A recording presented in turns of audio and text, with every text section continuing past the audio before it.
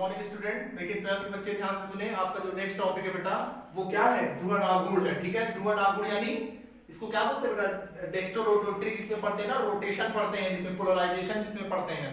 ठीक है, तो ध्रुवण पोलराइजेशन बोलते हैं इसको। ठीक है, पोलराइजेशन रोटेशन है ये। ठीक है, देखिए मैं आपको याद करिए, मैं आपको समावयवता पढ़ाया था, समावयवता पढ़ाया था जिसको बोलते हैं आइसोमेरिज्म। आइसोमेरिज्म की परिभाषा क्या है कि जिसका मॉलिक्यूलर वेट क्या हो, मॉलिक्यूलर वेट सेम हो और स्ट्रक्चरल फार्मूला क्या हो, डिफरेंट हो, यानी ऐसा ऐसी प्रॉपर्टी हो जो इस प्रॉपर्टी को शो करता है, उसको क्या बोलते हैं, समावयवता।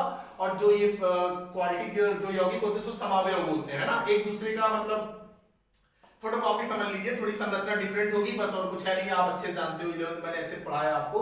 तो अब आप ये ध्यान से सुनिए कि जो गुण है तो मैं बता रहा था समावयवता। समावयवता मैंने आपको दो पार्ट बताए थे ना, स्ट्रक्चरल आइसोमेरिज्म और स्टीरियो आइसोमेरिज्म। स्ट्रक्चरल यानी संरचनात्मक समावयवता और दूसरा मैंने क्या बताया था आपको, स्टीरियो आइसोमेरिज्म। ठीक, उस स्टीरियो आइसोमेरिज्म में दो मैंने बताया था, एक ऑप्टिकल है ना, मैं आपको दिख दे रहा हूं यहाँ पे, मैंने बताया था स्टीरियो आइसोमेरिज्म। स्टीरियो आइसोमेरिज्म इसका मैंने दो पार्ट आपको करके बताया था, एक ऑप्टिकल बताया था, एक मैंने ऑप्टिकल आइसोमेरिज्म बताया था, दूसरा आपको जियोमेट्रिकल बताया था।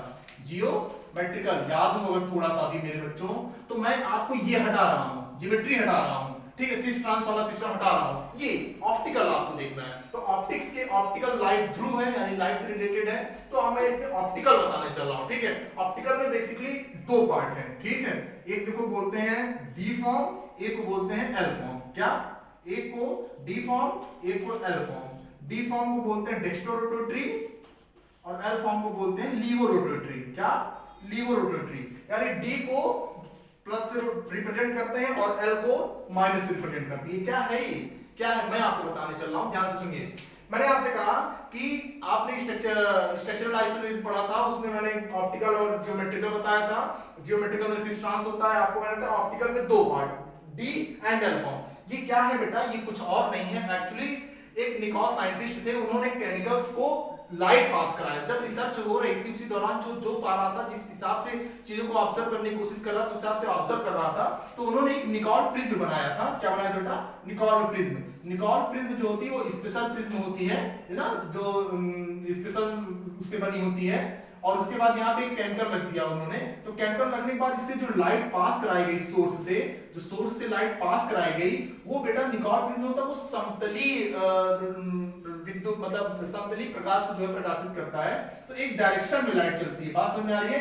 सारे यहाँ पे तो सारे डायरेक्शन में जाती थी, लेकिन यहाँ से जब लाइट आई तो पर्टिकुलर एक डायरेक्शन में लाइट जाने लगी, पर्टिकुलर एक डायरेक्शन में जो रेस थी वो जाने लगी, पर्टिकुलर एक डायरेक्शन में रेस जाने लगी, इस वे में। ठीक है, तो ये जो केमिकल रखा हुआ था, ये जो सब्सटेंस रखा हुआ था, ये जो सब्सटेंस रखा हुआ था, ये जिस हिसाब से लाइट को घुमा देता था, क्या बोला मैंने, घुमा देता था, तो उसी हिसाब से इसका नाम रखा गया, उसी हिसाब से इसको क्लासिफाई किया गया। तो यानी जो तत्व लेफ्ट साइड में घुमा देते थे लाइट को, है ना, लेफ्ट साइड में वो क्या होते थे, एल फॉर्म।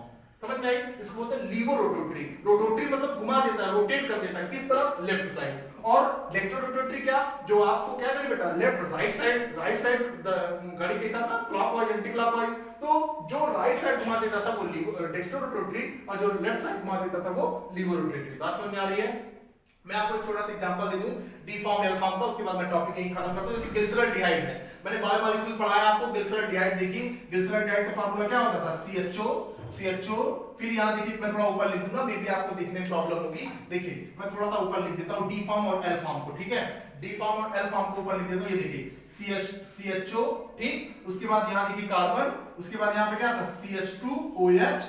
बात समझ आ गई, यहाँ पे देखिए OH और ये क्या है, H। ठीक, ये क्या है बेटा, ये डी फॉर्म है। क्या है बेटा, डी फॉर्म, यानी जब इससे लाइट यहाँ पे रख के, इसको यहाँ पे रख के पास कराई जा रही थी लाइट, तो किस फॉर्म घुमा देता था, लेफ्ट साइड, राइट साइड घुमा देता था। ठीक, ये ली फॉर्म यानी प्लस है। और अगर इसी का मैं दूसरा स्ट्रक्चर बनाऊं, यानी जब इसको राइट साइड ही घुमा देता था, तब क्या होगा बेटा, तब यहाँ पे ये संरचना कुछ इस तरह से होगी, ये देखिए ऐसे।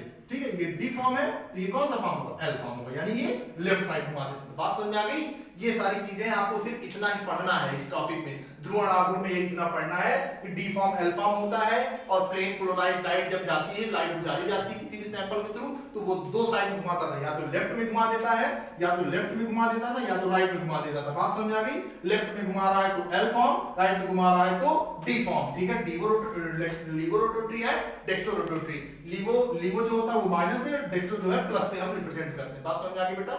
ये चीजें पूछी जाती हैं, यही आपके काम की है, और भी विशेष आपके काम की एक चीज। और यहाँ कायरल कार्बन है, इसको मैंने 11th में भी आपको बताया था कायरलिटी क्या होती है, कायरल कार्बन क्या होता है, ठीक है बेटा? तो आप लोग ढंग से पढ़ते चलिए और इसी हिसाब से इस टॉपिक से ये चैप्टर फिनिश होता है। मैं आपको नेक्स्ट चैप्टर या नेक्स्ट टॉपिक स्टार्ट करूंगा। ओके बेटा, थैंक यू, ठीक है बेटा।